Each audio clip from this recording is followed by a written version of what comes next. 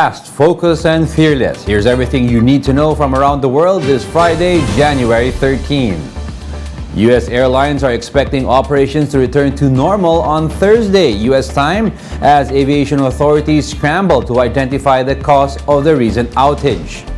The U.S. aviation sector is still struggling to rebound after a computer failure that prevented airports from filing safety notices to pilots about potential hazard.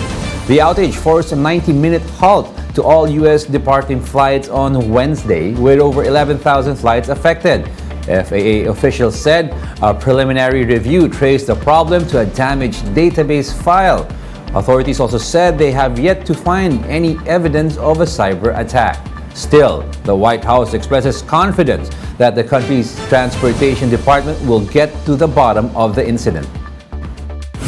As we shared this morning as well, we do not have evidence that this outage was caused by a cyber attack. The FAA is working aggressively to get to the bottom of the root causes for the system outage so that it does not happen again.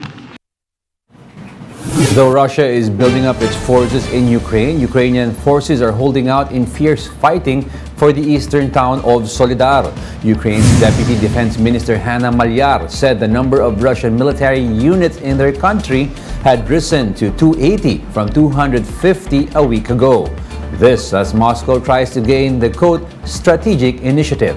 Another senior military official said the military situation in Ukraine remained difficult, with the heaviest fighting on the Eastern Front. Still, Maliar says Ukraine troops are holding on. Russia is driving its own people to the slaughter by the thousands, but we are holding on. We must remember the price of this cruel war, which was not provoked by anything, but yet launched by Russia. We will be back with more stories after the break. Keep it here on One News.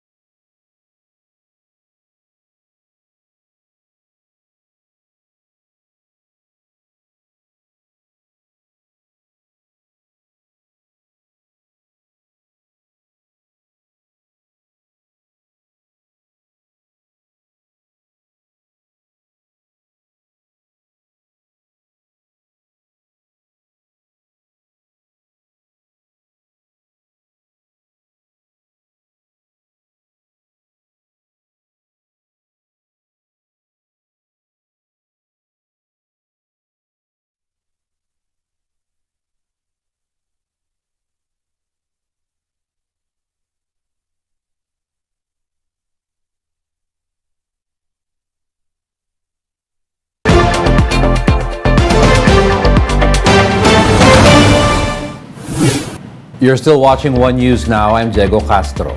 People in China expressed worries about spreading COVID-19 to aged relatives amid plans to return to their hometowns for the holidays. The Lunar New Year holiday, which starts January 21, comes after China abandoned its COVID restrictions in December.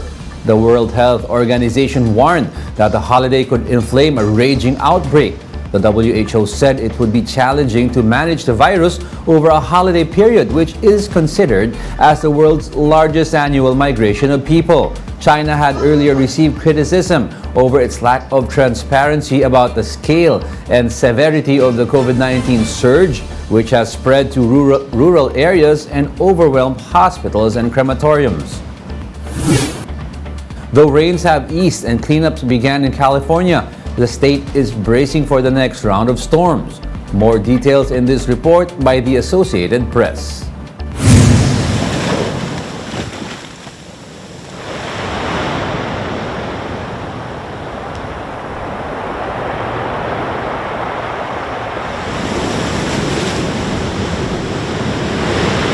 Usually at low tide can walk all the way around the 2 points and walk miles and miles at low tide. So to see it like this, where it's actually splashing up and coming over into the street behind me, is pretty amazing. Normally if it's low tide, you'll see seals, out in the water, and the dolphins come in pretty close. They're all just saying, whoa, not right now.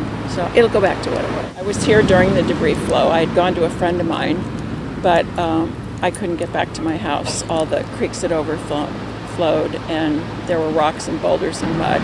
It was really horrific. It was really devastating to see your town in that level of destruction, and to know people who were swept away, in that mud flow. I don't think this storm is going to be quite as bad, and I think they're really prepared. They've been working, clearing out all those debris basins, and we'll see here how they're mopping up all the mud and that. So we'll keep our fingers crossed.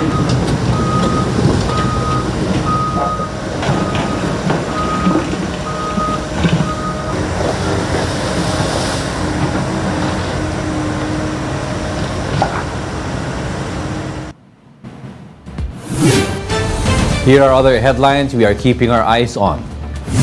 More than half of Germany's companies are struggling to fill in vacancies due to a lack of skilled workers.